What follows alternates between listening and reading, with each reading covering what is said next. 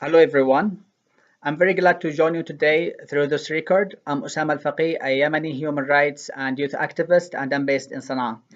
I'm a senior researcher at Muwatana Organization for Human Rights, and I'm a co-founder of Support Yemen Media Collective.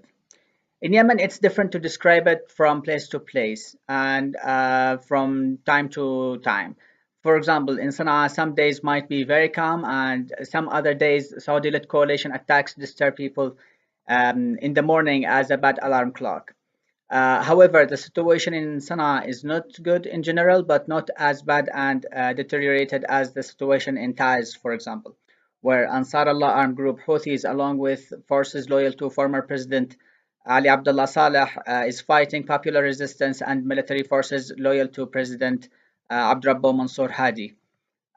Because of my work at Muwatana Organization for Human Rights, I have visited city of Taiz twice. Last visit was in July 2016.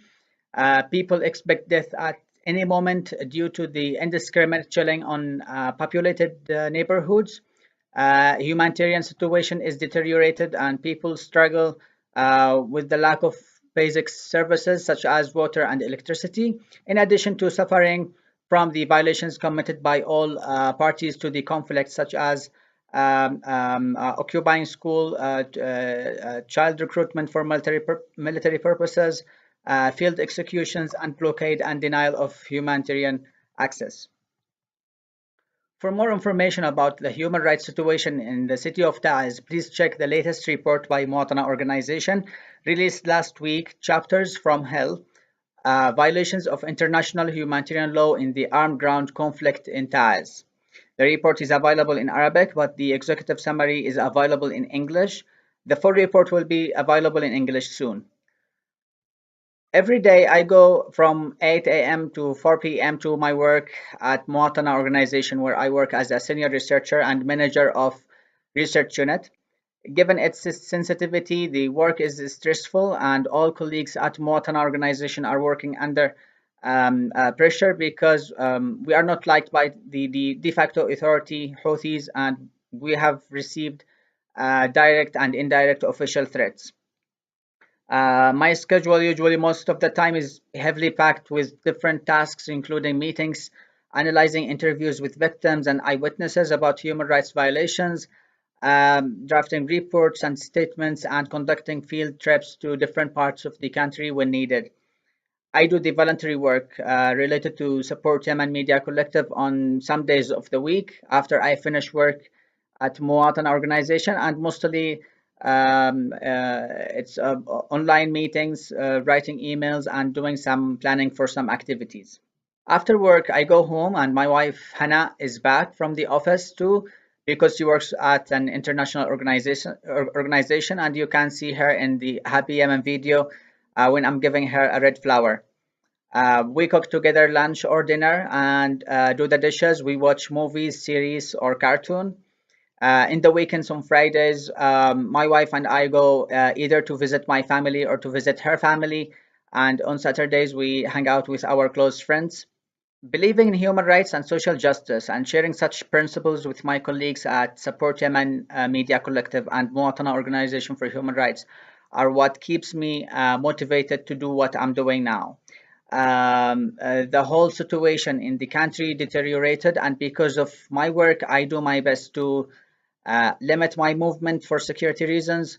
My life changed last year, for example, to the extent of just looking for some power to charge my laptop and my mobile.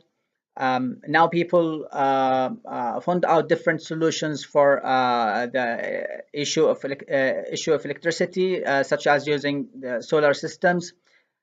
Um, I planned to do my master's abroad, but couldn't because of different factors caused by the war. My wife, at last year, at that time, she was my fiance, and I delayed our marriage several times. When we realized that nothing was going to change anytime soon, we just decided to get married, and we did get married on January 1st this year.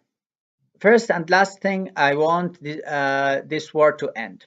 Not only the Saudi-led military campaign, but also the armed ground conflict by Ansar Allah armed group, Houthis, and their allies, loyal to the former President Ali Abdullah Saleh on a hand, and on the other hand, the popular resistance and the military forces loyal to the President Hadi. All forms of war must be stopped. And what's going on in Yemen is not just an air bombing, but also there is a bloody armed ground conflict ongoing in different parts of the country, and it must be stopped because civilians have paid and still paying the cost. This is the third month, and the public servants, for example, didn't receive their salaries because of not reaching any political agreement, and this is worsening the humanitarian situation in the country.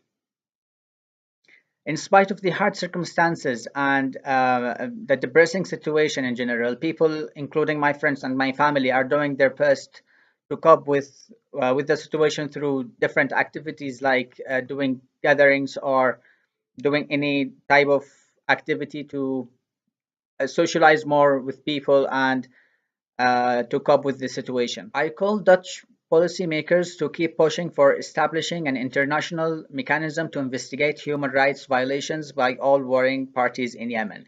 Also, I called Dutch people, including students, activists, citizens, and aid workers, to raise awareness about Yemen and the forgotten war in the whole country by holding such events to grab the attention of the international community.